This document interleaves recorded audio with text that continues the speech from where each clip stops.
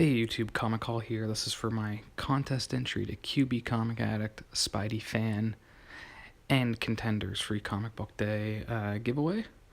I hit up actually every year. I hit up two shops. One is Comic Hunter in Moncton, New Brunswick. It's about an hour away where I live, but I frequent them. I go there, try and get there at least once a month.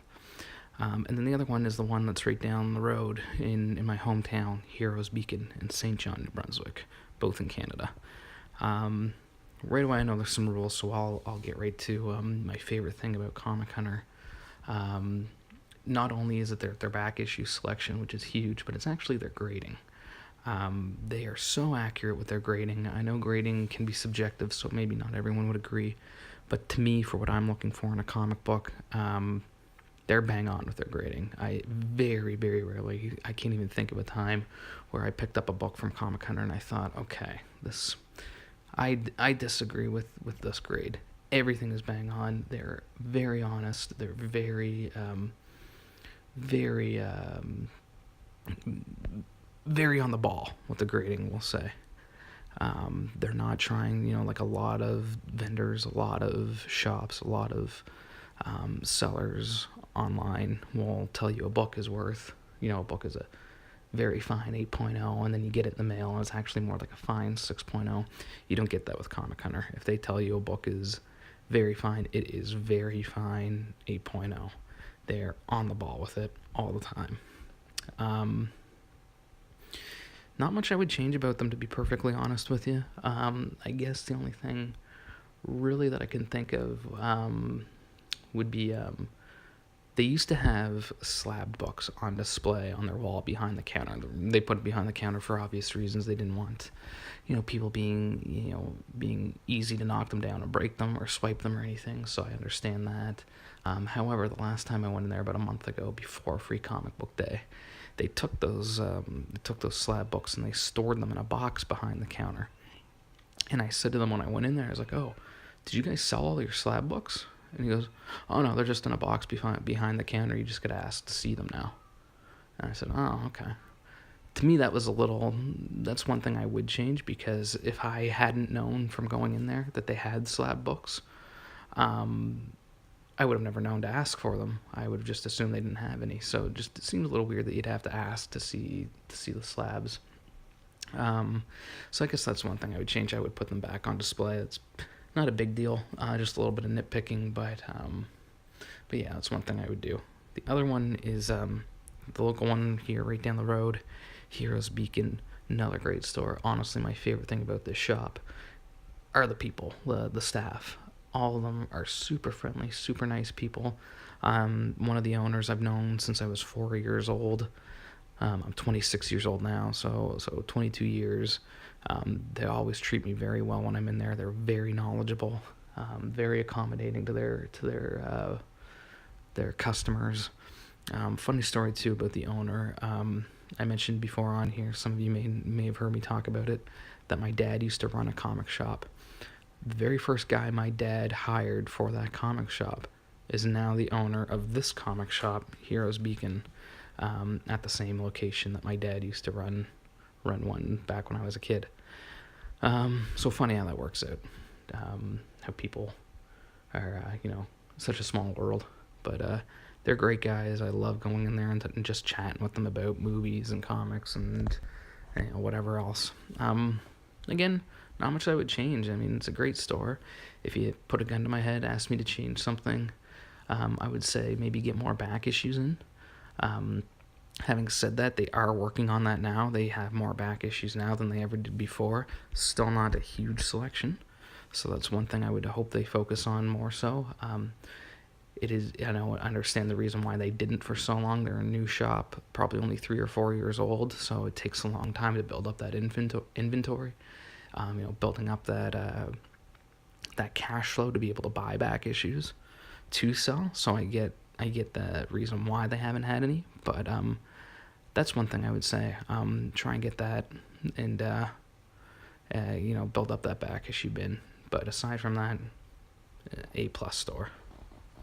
So now we'll get to the pickups on that I did this past Saturday. I'll start with the free books because I got some freebies, of course. as well as bought a lot of back issues. So for the freebies, we'll just plow through them. I won't tell too much stories like I usually do on the books, but boom. Bongo Comics Free for All, known for The Simpsons, of course, as you can see on the cover. Me being the good old Canadian boy that I am, I got Captain Canuck. Excuse me, Captain Canuck, written by Jay Baruchel. Some of you may know Jay Baruchel. He's one of Seth Rogen's good buddies. Jay Baruchel's seen in Knocked Up, This Is the End, Goon. Pretty good resume for his movie career. Of course, got Marvel's Secret Empire, Wonder Woman, DC Rebirth.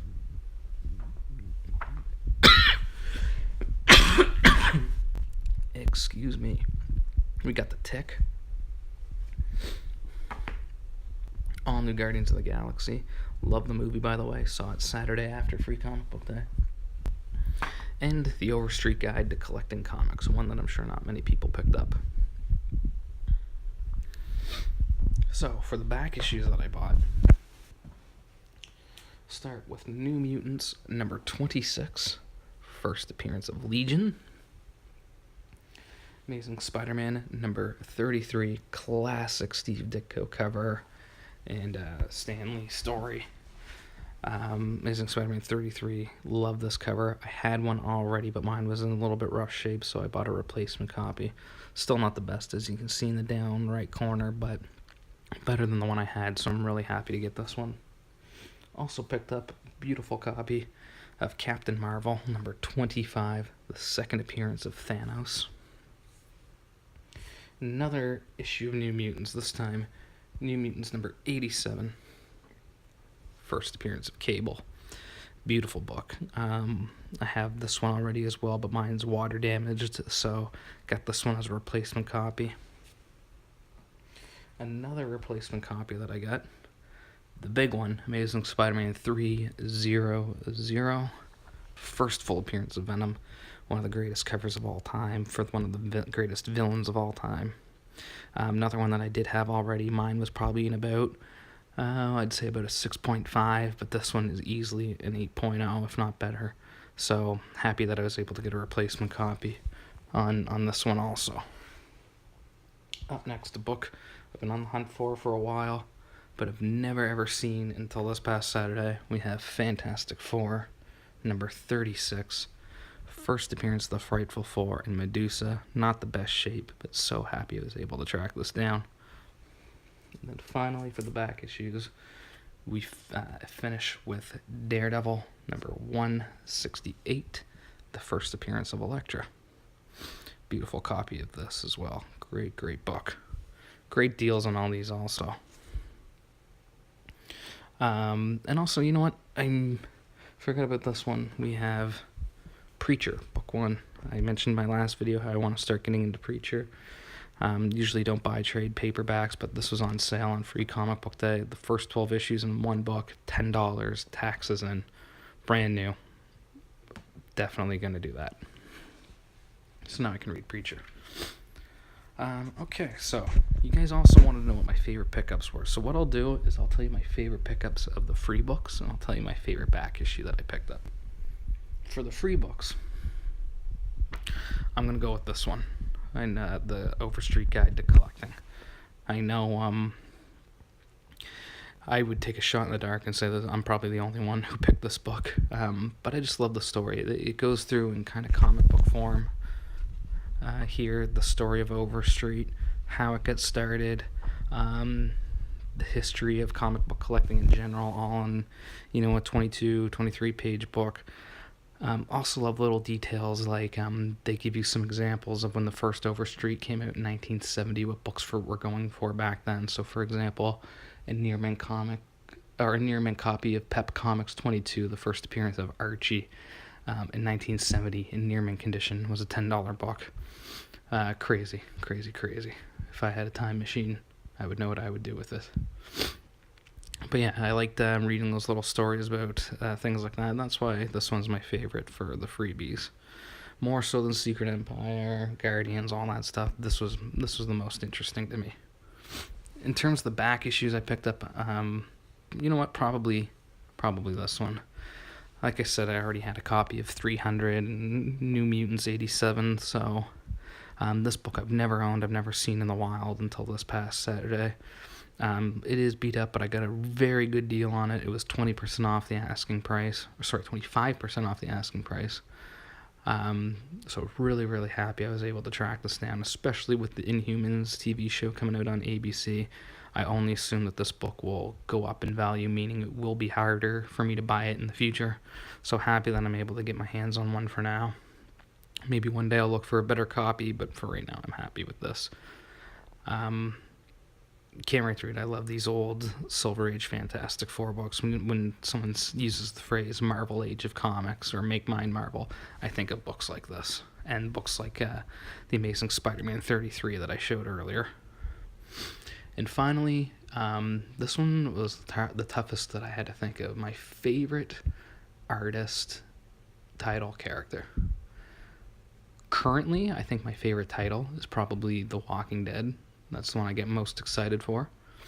My favorite character, easily Spider-Man. You know, I'm not a big fan of the current Spidey books, but easily The Amazing Spider-Man is my favorite character. He's the reason I'm into comics, ever since I was a little boy. Favorite artist, if we're going by just people doing art right now, even though he's only doing covers, Alex Ross. Every Alex Ross cover just catches my eye. I love all of them. You know, even if it's characters I don't care for, I love Alex Ross's covers. So yeah, favorite artist, Alex Ross. Favorite character, Spider-Man. Favorite current ongoing title, I'd say The Walking Dead. I really appreciate you guys doing this contest. QB Comic Addict, Spidey Fan, and Contender. Hope that you guys, consider mine. I appreciate you taking the time to watch it. Thanks again for all those who are just watching for fun. Please feel free to like, comment, subscribe. Love making these videos and getting in touch with fellow collectors. Once again, this has been Comic Call, and this has been Comic Call's free comic book day contest entry.